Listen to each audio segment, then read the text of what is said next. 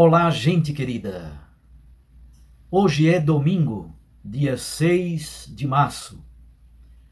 Nós estamos celebrando o primeiro domingo da Quaresma. Estamos no ano C da liturgia. E o texto do Evangelho de hoje é de Lucas 4, de 1 a 13. Naquele tempo, Jesus, cheio do Espírito Santo, voltou do Jordão. E no deserto, ele era guiado pelo Espírito. Ali foi tentado pelo diabo durante 40 dias. Não comeu nada naqueles dias e depois disso sentiu fome. O diabo disse então a Jesus: Se és filho de Deus, manda que esta pedra se mude em pão. Jesus respondeu: A Escritura diz: Não só de pão vive o homem. O diabo levou Jesus para o alto, mostrou-lhe por um instante todos os reinos do mundo e lhe disse: Eu te darei todo este poder e toda a sua glória, porque tudo isso foi entregue a mim, e posso dá-lo a quem eu quiser. Portanto, se te prostrares diante de mim em adoração, tudo isso será teu. Jesus respondeu: A Escritura diz: Adorarás o Senhor teu Deus, e só a ele servirás. Depois o diabo levou Jesus a Jerusalém, colocou-o sobre a parte mais alta do templo e lhe disse: Se és filho de Deus, atira-te daqui abaixo, porque a Escritura diz: Deus ordenará aos seus anjos a teu respeito, que te guardem com cuidado. E mais ainda, eles te levarão nas mãos para que não tropeces em alguma pedra.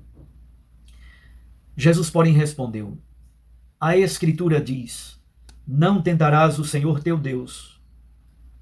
Terminada toda a tentação, o diabo afastou-se de Jesus para retornar no tempo oportuno. Palavra da salvação.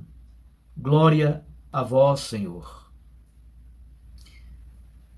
Minhas irmãs e meus irmãos, nós iniciamos na última quarta-feira de cinzas o tempo da Quaresma. São 40 dias entre a quarta-feira de cinzas e a quarta-feira da Semana Santa. A Quaresma recorda os 40 dias do dilúvio, os 40 anos de peregrinação do povo de Deus no deserto, os 40 dias que Moisés permaneceu sobre a montanha antes de receber as tábuas da lei. Recorda Elias, que caminhou durante 40 dias até o Monte Horebe. E, sobretudo, recorda Jesus, que ficou 40 dias no deserto antes de iniciar o seu ministério público. Em todas estas ocasiões, há um elemento de preparação para algo grandioso que está para acontecer. As 5 semanas da Quaresma, do ano C, são marcadas por um grande amor de Deus para com os pecadores. Os 2 primeiros domingos são fixos para os 3 ciclos, para o ano A, para o ano B e para o ano C. No primeiro domingo, as tentações no deserto, e no segundo domingo, a transfiguração. Neste ano C, no terceiro domingo, vamos encontrar o episódio da morte inesperada de alguns judeus e a parábola da figueira estéril, exatamente para falar da pedagogia paciente de Deus. No quarto domingo, Lucas 15, a parábola do Pai misericordioso e dos 2 filhos. E finalmente, no quinto domingo, é o texto de João 8, a mulher adúltera que foi perdoada por Jesus. Hoje, nós somos convidados a refletir sobre os instintos mais primitivos do ser humano. Jesus vence as tentações do demônio. O texto do Evangelho nos apresenta o chamado triângulo antropológico: o ter, o poder e o prazer, que devem ser iluminados e educados pelo dom do Espírito.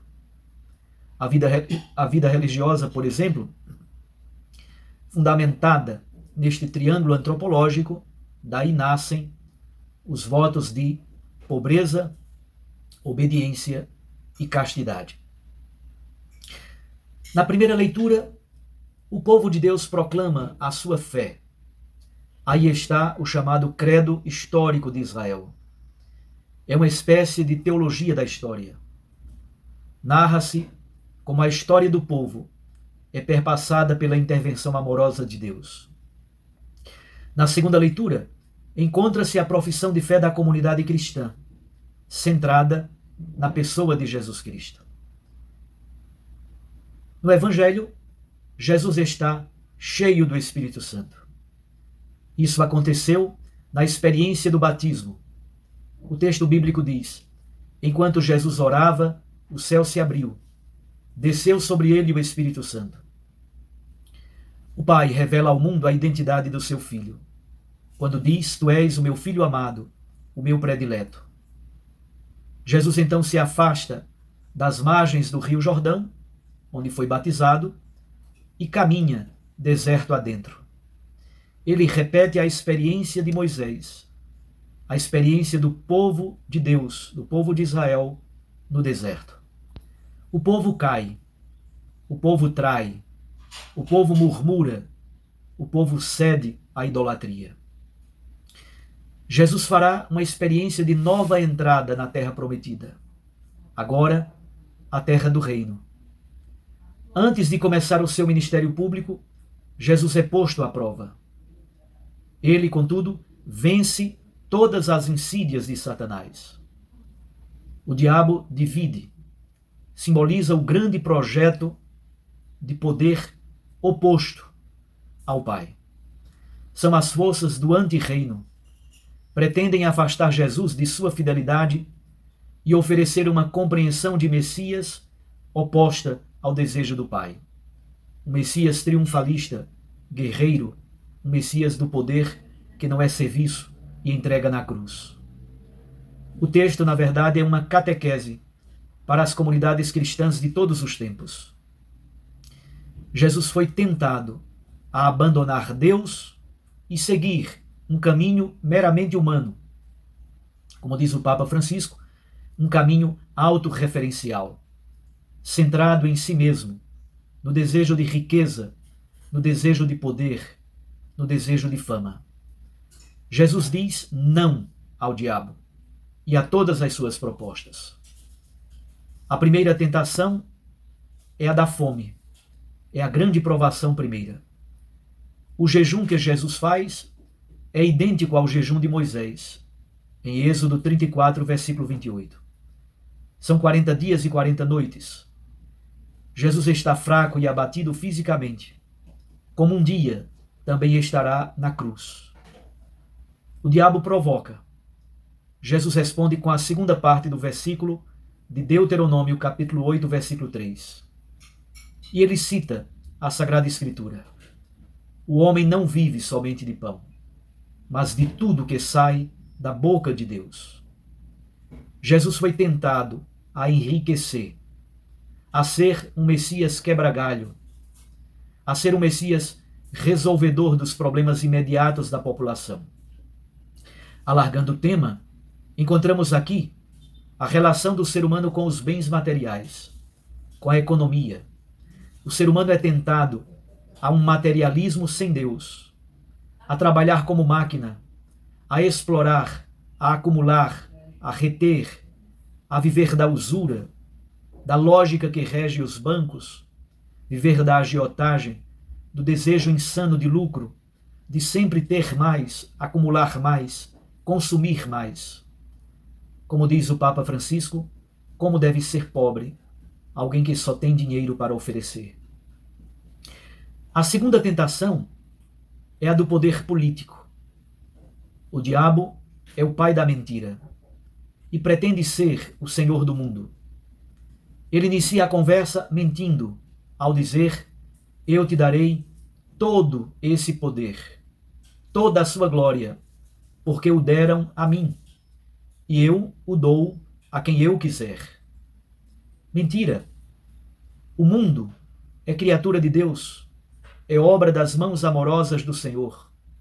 É por isso que Jesus rebate também com a Sagrada Escritura, citando Deuteronômio 6, versículo 13. Também nós somos tentados à ambição, ao poder político, ao mando, à prepotência, à dominação. Nesta segunda provação, nós somos convidados a refletir sobre as nossas relações, mesmo entre marido e mulher, entre pais e filhos, entre colegas de trabalhos, irmãos, vizinhos, dentro das comunidades eclesiais. Nosso poder deve ser doação da vida. Perguntemo-nos então se o nosso poder nasce da lógica da cruz, que é serviço e entrega, oblação pela vida dos outros. Nós adoramos somente o Senhor nosso Deus. Perguntemo-nos, será que não fabricamos ídolos à nossa imagem e semelhança? Finalmente, a terceira é a provação mais sutil. O diabo leva Jesus ao pináculo do templo. É o ponto mais alto do simbolismo religioso de Israel. Dessa vez, o diabo é teólogo. Ele provoca Jesus citando a Sagrada Escritura. É um diabo ardiloso e refinado. Ele cita o versículo 11 do Salmo 91. Deus ordenará aos seus anjos a teu respeito, que te guardem com cuidado, e te levarão nas mãos, para que não tropeces em nenhuma pedra. É o salmo responsorial da liturgia de hoje. Jesus responde também com a Sagrada Escritura. De modo cortante, ele conclui a conversa. Não tentarás o Senhor teu Deus. Jesus poderia ter se tornado um profeta milagreiro, manipulando a religião, buscando fama, sucesso, espetáculo, prestígio. Uma religião que escraviza, que ludibria, que mente, não é a religião de Jesus. O diabo foi vencido nesta batalha, mas ele voltará noutra ocasião. Provavelmente, Jesus está se referindo, ou Lucas está se referindo, ao fato de o diabo entrar em Judas para trair Jesus e levá-lo à cruz. Eu não pretendo comentar a primeira e a segunda leitura, mas somente dizer que o cristão, além de dizer um não ao pecado, às tentações, às artimanhas do diabo, precisa dizer um sim a Deus e ao projeto do reino. A primeira leitura, como disse, apresenta o credo histórico de Israel. A história do povo de Israel é toda ela uma história dependente de Deus, iluminada pelo Deus da vida. Nossa esperança, nossa segurança não pode ser depositada nas mãos de ídolos que muitas vezes criamos à nossa imagem e semelhança. O mesmo se diga do texto da carta aos Romanos. Confessar Cristo e acreditar nele não é uma teoria, não é uma ideia, é uma adesão existencial e transformadora, capaz de dar um novo sentido à existência humana, como diz o Papa Bento XVI. Em linguagem joanina, isso é vida eterna. E como vocês puderam perceber, estou gravando esse vídeo com a camiseta da campanha da fraternidade deste ano. Fraternidade e educação. Jesus é o mestre que educa com sabedoria, que educa com amor. A campanha da fraternidade não é simplesmente para refletirmos sobre escolas e universidades, mas para falar de todo o processo educacional, inclusive a educação da fé em nossas comunidades eclesiais. Um abraço a você. Fique com Deus e com sua Mãe Maria Santíssima. Eu os abençoo em nome do Pai, e do Filho, e do Espírito Santo. Amém. Recorde que a palavra aquece o coração e a Eucaristia nos lança para a missão. Até amanhã.